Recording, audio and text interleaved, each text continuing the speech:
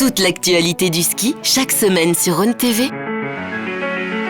Avec le soutien de Bliblablo de Net+, Ski Valais et les banques Raiffeisen du Valais roman.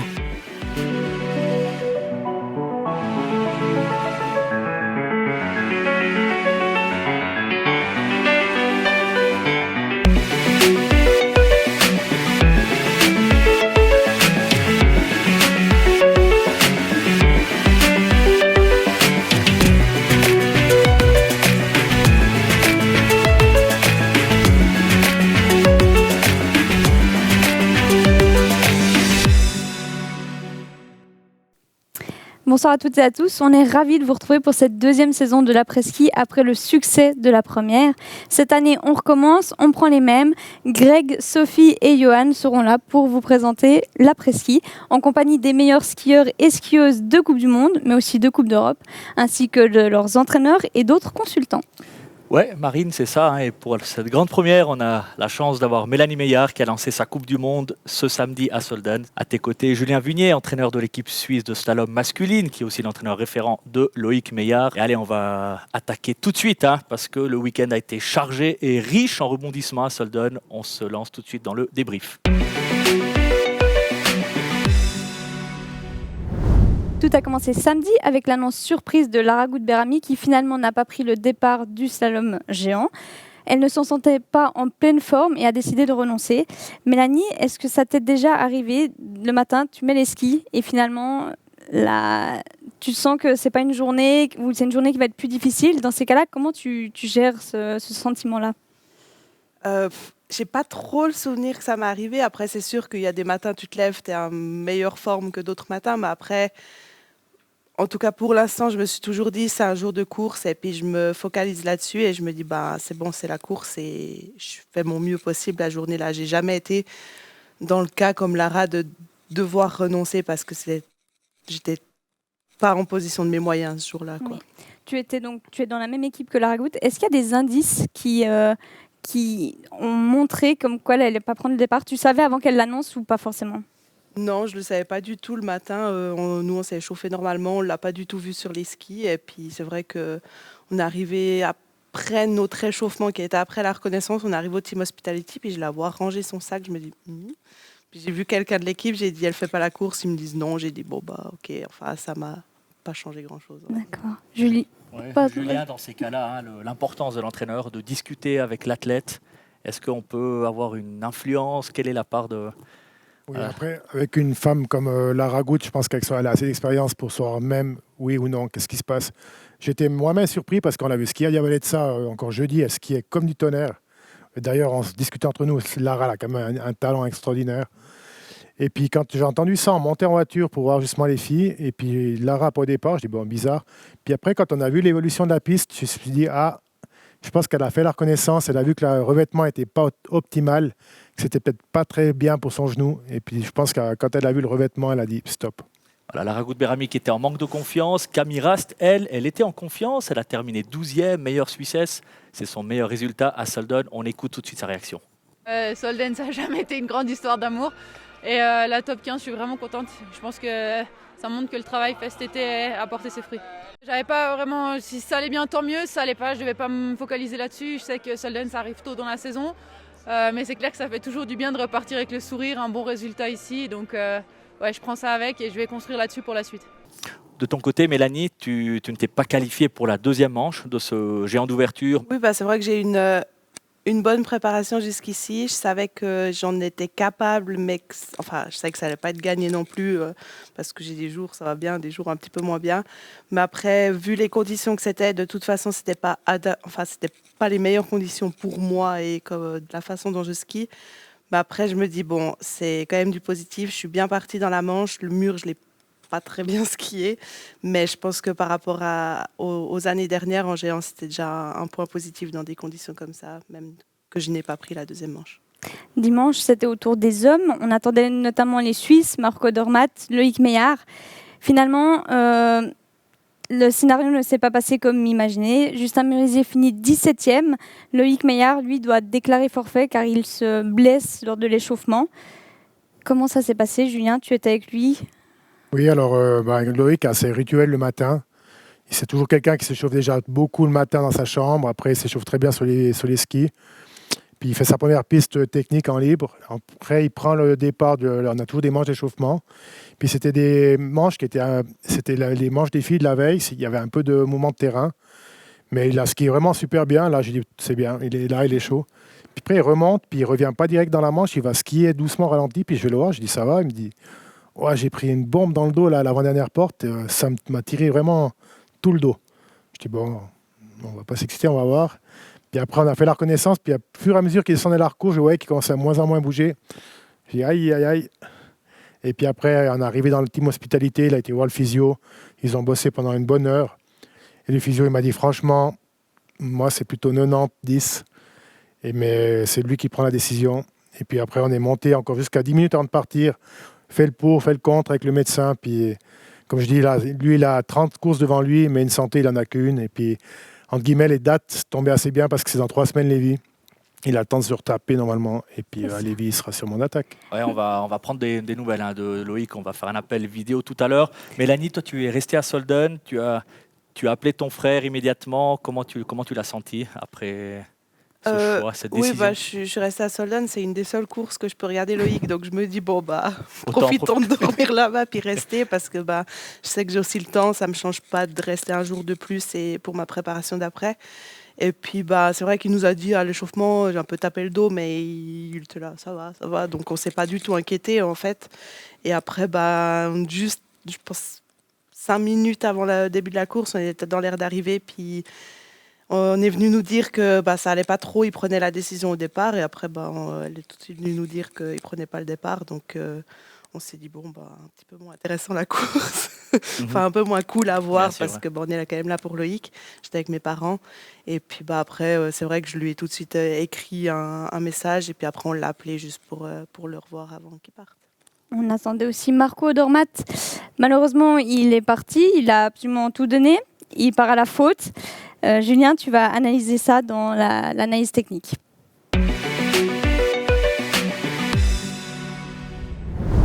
Avec le 201, Marco Odermatt est parti en boulet de canon. Comment a-t-il fait une telle différence sur une vingtaine de secondes, Julien? Bon, il fait une différence depuis quelques années, Marco. C'est pas une nouveauté. Non, il est vraiment parti vite.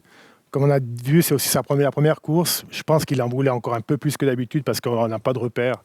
Et puis lui, il a poussé sa machine à 120% ou des fois peut-être à 80, 90. Il arrive à gérer des passages et puis il gagne quand même les courses avec l'avance. Mais ce qui est intéressant, avant sa faute, là on voit le départ.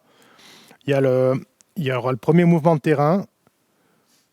Il va arriver dans un petit moment là, où tout le monde dit ouais, il fait sa première faute, mais au fait, lui, c'est la prochaine porte, celle-là, où on voit bien là, il prend des lignes tellement directes, et puis il a tellement de relâchement sur les skis qu'il prend une vitesse énorme. Et à l'œil nu, on a l'impression qu'il fait une faute, mais il laisse aller son ski qu'il avance beaucoup plus que les autres. Les autres ont anticipé la porte d'avant, la rouge, ils l'ont mis ski un peu plus ronde que lui, et puis sur le plat, là, ça fait déjà une différence. Ensuite, là, il est vraiment dans sa technique à lui. Marco, c'est quelqu'un qui va toujours un peu plus direct que les autres. Il a un relâchement qui est beaucoup plus rapide. Là, on voit, pourtant c'est raide, on ne se rend pas compte Solden, mais comme on voit une position comme ça, où il sort de la porte et il y a déjà tout son centre de gravité qui va sur l'avant, on voit son futur ski extérieur qui est déjà chargé, et lui, il peut tailler des lignes directes par rapport à ça, et c'est pas pour rien que c'est le meilleur au monde. Et c'est un des seuls qui arrive à faire ça. Et voilà, là, il continue ce rythme. Ici, on voit bien aussi, ça fait légèrement l'entonnoir, juste en dessous du nom de Marco, là, la porte rouge. Ça commence à venir un peu plus tournant. Et puis, c'est la petite faute qu'il a fait. Lui, il a continué à skier dans le rythme du début du mur où ça allait un peu plus direct. Et il a oublié de rallonger un tout petit peu plus sa longueur par la suite. C'est ce qu'il pénalise pour le ski intérieur. Après une telle faute, il y a une élimination à la clé. Est-ce qu'il y a quand même du positif à tirer de cette course pour Marco? Ouais, Marco, le positif, de toute façon, il est là pour gagner. Puis je pense qu'il n'y a pas tellement de positif à tirer. Le seul positif qu'il y a, c'est qu'il a vu qu'il était vite, mais ce n'est pas une surprise. On a déjà vu tout l'été, tous les entraînements. Il y a très peu de monde qui arrive à le chatouiller.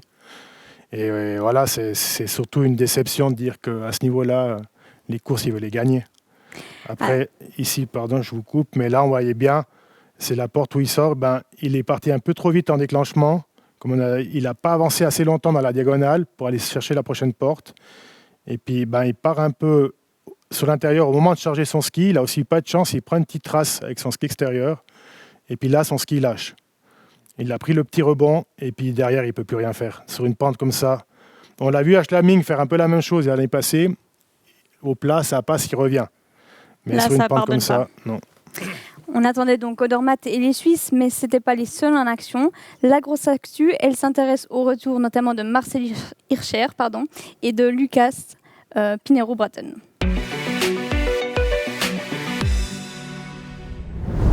Mélanie, tu avais été surprise par les annonces de retour d'abord de Marcel Hirscher et de Lucas Pinheiro-Bratten.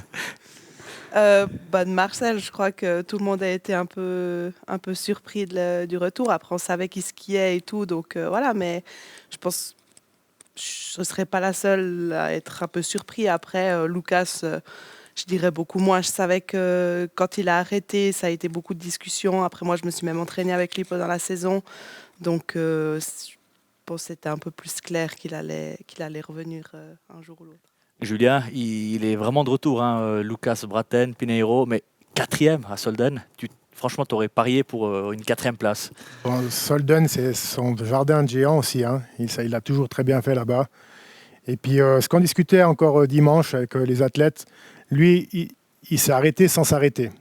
Il a skié toute l'année passée, il a pu développer son matériel tranquillement de son côté, pendant que les autres au stress pour les courses. Il arrive au début de la préparation réglé comme une horloge. Et c'est quand même quelqu'un qui a gagné un globe de slalom. Après, avec le 41, venir déjà la première manche là, on s'est dit bon. Et là, on sait qu'avec les jeux de lumière à Solden, il était parti encore au bon moment. Il a fait une super deuxième manche. Et puis voilà, c'est quand même quelqu'un qui a un nom, puis qui ne revient pas de blessure, qui revient d'une année sabbatique. Il va claquer des podiums cette saison. Non, mais on a déjà dit, lui, à Lévis, il part 40. Même, je pense qu'il partira moins en slalom, mais sur une piste lisse, il vient jouer le podium direct à Lévis. Hirscher, est-ce que lui pourrait jouer le podium déjà, dès cet hiver? Non. Non, ok, Non. c'est clair. Mélanie, tu es d'accord avec Julien? Moi, je pense pas non plus. Tu penses pas non plus? Mais après, avec lui, je pense qu'on peut s'attendre à tout. En slalom non plus. Non. Je pense qu'au Encore slalom, moins en c'est slalom. plus Encore moins. serré quand C'est j'ai en plus serré. les hommes. Ouais. Ils sont revenus sous les couleurs de la Hollande, du Brésil. Qu'est-ce que ça t'inspire, Mélanie? Si tu pouvais choisir un pays pour lequel tu skis, Je reste suisse. et si tu dois choisir un autre pays? J'ai jamais pensé, en fait. T'as jamais pensé? C'est l'occasion. Mais T'es là pour ça? Non, Non je skierai pas. Alors, ok. À Solden, on a demandé l'avis à Justin Murger de ce qu'il pensait de ses retours. On l'écoute tout de suite.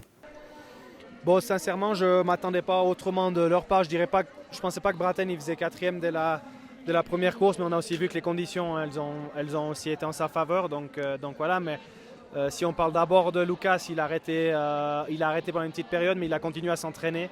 Donc il ne sait pas dire qu'il est blessé ou quoi que ce soit.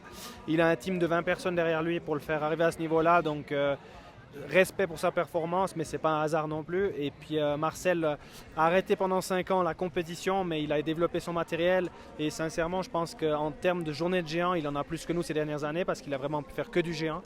Donc ça ne m'étonne pas non plus de son niveau, mais on voit que physiquement, il a encore besoin de travailler un peu pour jouer tout devant. En parlant de retour, depuis quelques jours, Lindsey Vonn poste sur les réseaux sociaux des entraînements d'elle à ski, mais aussi d'entraînement physique. Julien, est-ce que tu penses que son retour est envisageable ou c'est du bluff? Non, je pense que son retour est envisageable. Sur une des pistes comme Lake Louise, en Super G, je pense que c'est faisable. Après, si elle voit même à long terme les Jeux Olympiques à Cortina, une neige qu'elle a toujours adorée, elle a toujours été vite là-bas, peut-être que le coup de bluff d'une course, c'est quelque chose qui la chatouille. Qu'est-ce que ça t'inspire, Mélanie? Lindsey Vonn qui revient. pourrait revenir. Franchement, c'est aussi... elle est en vitesse, c'est tellement différent.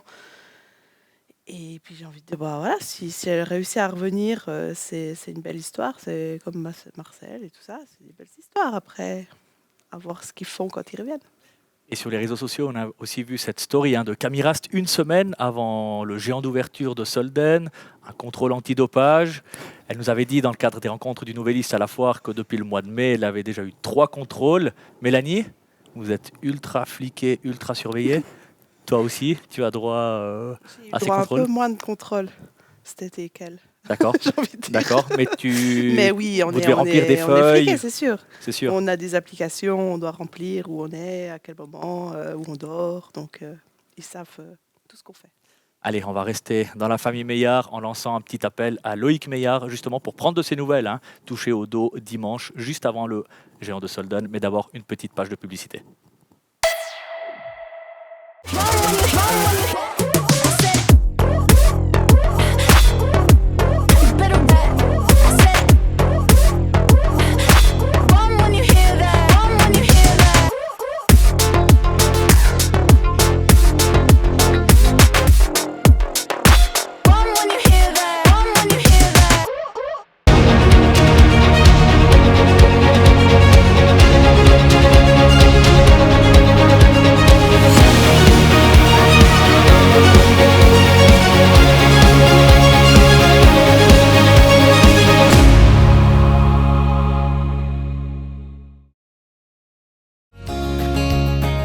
Vivez local, banquet local.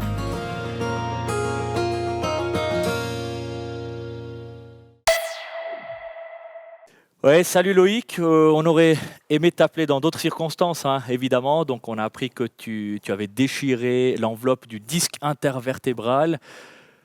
Comment tu as réagi quand tu as appris ce diagnostic? Hello.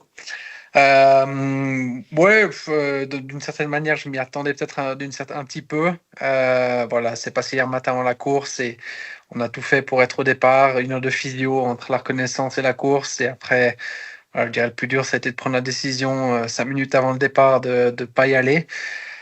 Parce que voilà, ça allait pas en fin de compte. Il y avait trop de chances que quelque chose d'autre se passe et que ça soit pire, on va dire. Donc je dirais que ça, c'était la partie la plus dure à accepter, de ne pas prendre le départ. Surtout quand en tant qu'athlète, on s'attend toujours voilà, on croit toujours en nos chances, on a toujours envie d'y aller, surtout la première de la saison.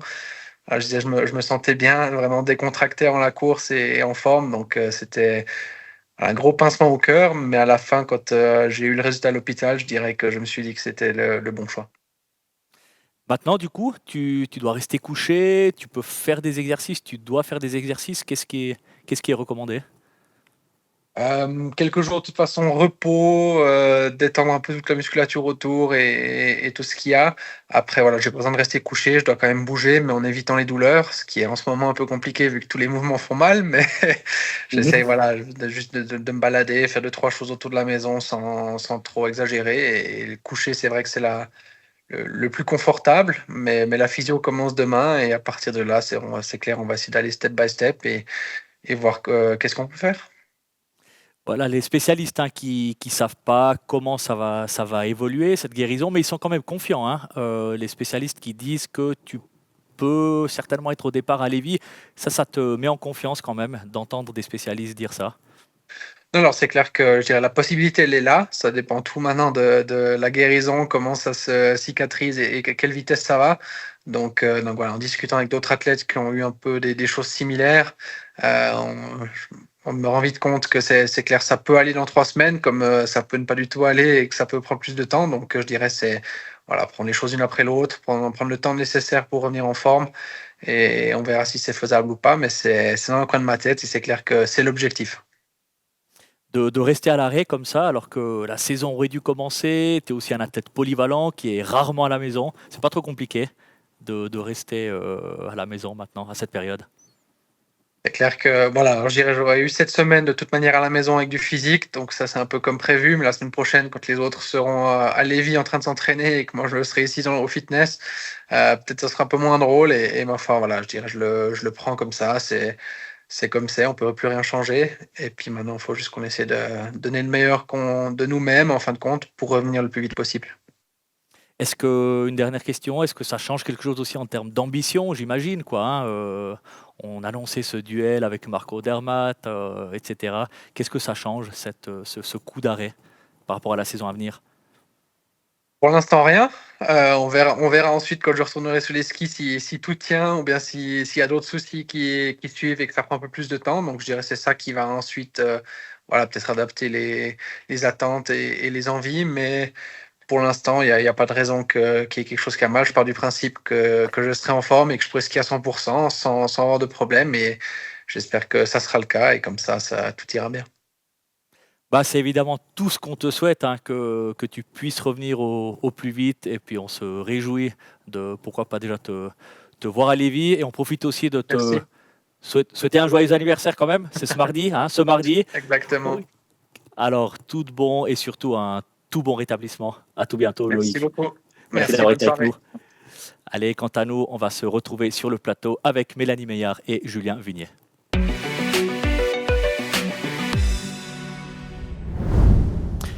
Julien, tu es l'entraîneur référent de Loïc. Du coup, tu vas devoir rester avec lui ici ou bien tu as prévu de partir avec l'équipe suisse de slalom. C'est quoi ton programme? Joker. Non, alors les slalomeurs purs partent mercredi, prennent l'avion pour aller à Cap d'Alice en Suède. Ensuite, ils continuent leur voyage dimanche jusqu'à Lévis. Et nous, c'était prévu avec Loïc et Lucas de monter dimanche à Lévis. Donc moi, je monte avec Lucas, c'est sûr. Et puis après, les slalomeurs redescendent quelques jours ici pour se reposer avant d'attaquer la course. Et nous, on est prévu de monter en famille. Les filles nous rejoignent, mais je crois que Loïc a fait un plan à part. On va profiter de s'entraîner aussi peut-être quelques jours avec lui là-haut seul. Et puis quand les autres reviennent la deuxième fois, il sera avec l'équipe. Mélanie, ça doit pas être facile de voir son frère à l'arrêt. Toi, tu as aussi connu quelques mois, quelques années compliquées. Voilà, à quoi on se raccroche dans ces moments-là?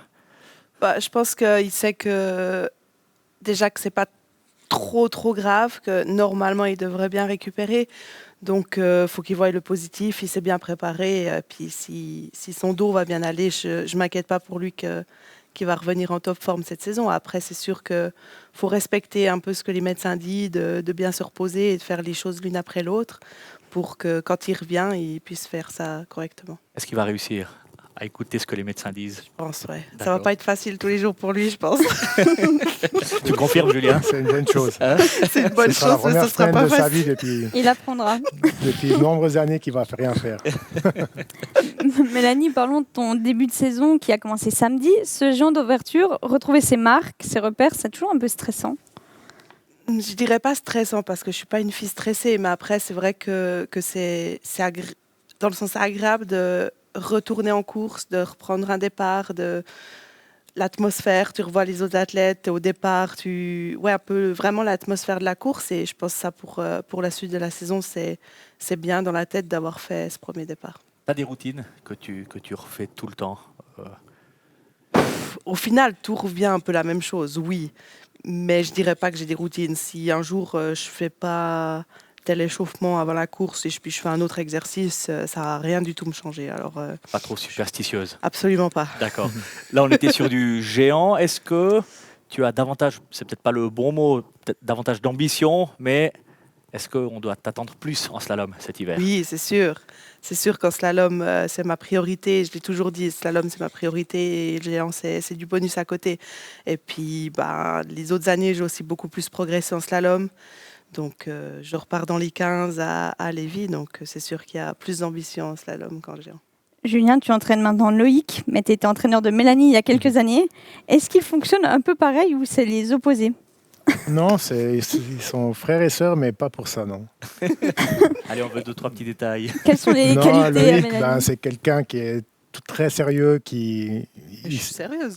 Non, mais je dis, il y a les sérieux, mais quand il est dans le mode compétition, il est mode compétition, puis il rigole sans rigoler. Que Mélanie, on l'entend rire Pour de même vrai. à quelques kilomètres à la ronde. Et quelles sont les qualités à Mélanie alors? Mélanie, depuis toujours, on sait qu'elle a un toucher de neige qui est rare au monde, quoi. Ça, on sait.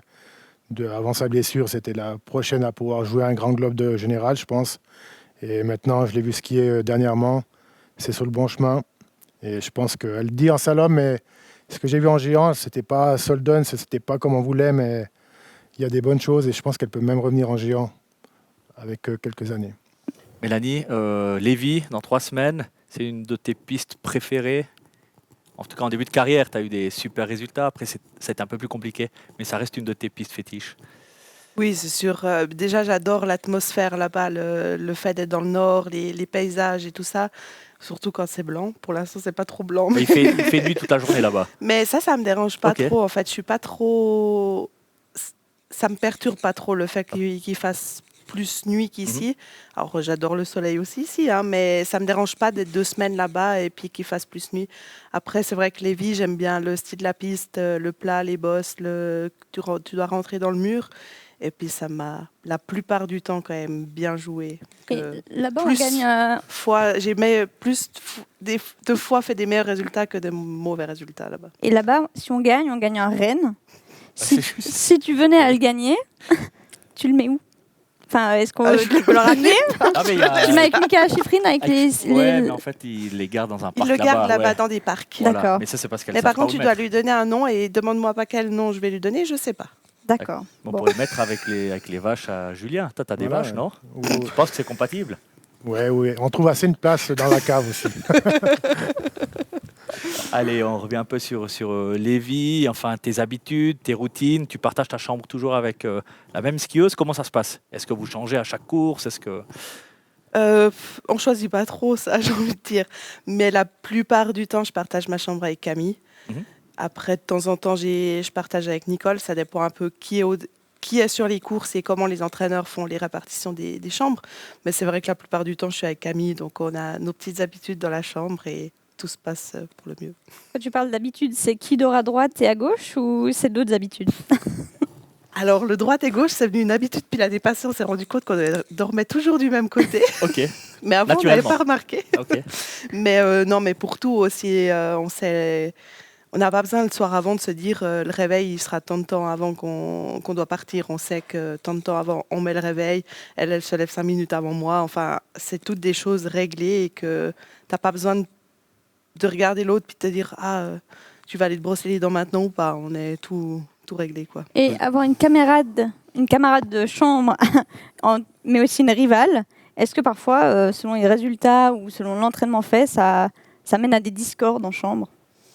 Non, les dernières années, non, parce qu'on a beaucoup discuté de ça et on s'est toujours dit, on partage aussi le même serviceman, et on s'est toujours dit, en fait, sur des journées où il y en a une qui va un peu moins bien que l'autre, surtout pour les entraînements, c'est dit, c'est positif que celle qui va bien, elle peut remonter un peu le moral de l'autre. Et du coup, c'est vrai que ces 2 dernières années, on a réussi à trouver le bon flow entre les deux, que des jours, ça va un peu moins bien pour l'une, mais l'autre arrive un peu à lui remonter le moral et la faire un peu rigoler. On arrive déjà à la partie du tac au tac. Voilà, des questions auxquelles il faut que tu répondes le plus rapidement possible. Plutôt poudreuse ou neige verglacée? Neige verglacée. Plutôt championne du monde ou championne olympique?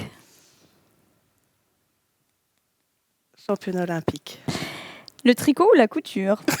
On a vu sur les réseaux sociaux des petites peluches passer à droite à gauche, mais aussi des tourcous. C'est pas le tricot, c'est le crochet. Faut qu'on se renseigne un peu mieux. Ouais, là, le renseignement est pas bien. Je dirais les deux au même niveau. La couture, c'est pour la maison, le crochet, c'est pour plus en vadrouille. Je peux pas prendre ma machine à coudre. C'est vrai que c'est un peu encombrant. C'est ce qu'il y a à transporter. Plutôt film ou série? Série. Et finalement, l'après-ski ou la soirée tranquille au coin du feu? Soirée tranquille au coin du feu. Et on a encore une question, quelqu'un qui nous a envoyé une petite question. Exactement, une question auquel il faut que tu répondes. Je te laisse mettre sur play. Coucou Omel, j'aimerais savoir ce que pense ton groupe de ta récupération quand tu dors avec un chat. Alors franchement, Mélanie, est-ce que tu peux nous mettre le traducteur parce que j'ai rien compris à cette question. Non, alors quand je suis à la maison, je remplis le questionnaire que j'ai dormi avec quelqu'un. Donc ce quelqu'un, c'est Johan. Et puis qui est ton petit copain. Ouais. Et puis mon copain, quoi. Et puis en ski, je discutais de ça avec Michel. Je dis mais je dors aussi avec quelqu'un. Je dors toujours avec quelqu'un. Puis je lisais un peu toutes les questions qu'on peut mettre. On peut mettre beaucoup de questions. Et puis c'était la question, est-ce que vous dormez avec un chat? Puis j'ai dit, va bien, je vais mettre cette question. Quand je dors avec Camille, c'est un chat. Ça, je sais que quand je dors avec Camille et quand je dors à la maison avec Johan. Puis je sais la différence de récupération, si ça change quelque chose. Et est-ce que tu dors mieux donc avec Johan ou avec le chat? Ça, il n'a pas dit encore. Pour l'instant, je dors mieux avec Johan. Ma récupération est mieux. Merci pour toutes ces réponses, Mélanie. C'est sympa d'avoir été avec nous. Merci aussi beaucoup, Julien, d'être venu sur le plateau. Merci à vous. On vous souhaite évidemment le meilleur pour cet hiver. Et quant à vous, on se réjouit de vous retrouver chaque semaine pour parler de ski. La semaine prochaine, c'est un invité qui n'est encore jamais venu sur le plateau. On se quitte avec une musique que Mélanie a choisie, Recommence-moi de Santa. Elle l'écoute au départ de ses courses. On vous dit à la semaine prochaine. Merci à tous. À bientôt. Ciao, ciao.